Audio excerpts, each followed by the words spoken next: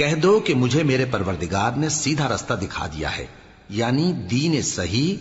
طریقہ ابراہیم کا، جو ایک اللہ ہی کے ہو رہے تھے اور مشرکوں میں سے نہ تھے۔ یہ بھی کہہ دو کہ میری نماز اور میری قربانی اور میرا جینا اور میرا مرنا سب اللہ رب العالمین ہی کے لیے ہے، جس کا کوئی شریک نہیں، اور مجھ کو اسی بات کا حکم ملا ہے، اور میں سب سے اول فرما بردار ہوں۔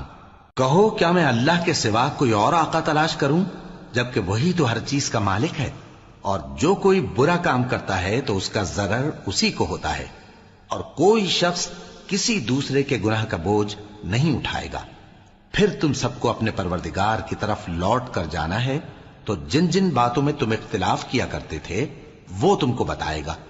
اور وہی تو ہے جس نے زمین میں تم کو اپنا نائب بنایا اور ایک کے دوسرے پر درجے بلند کیے، تاکہ جو کچھ اس نے تمہیں بخشا ہے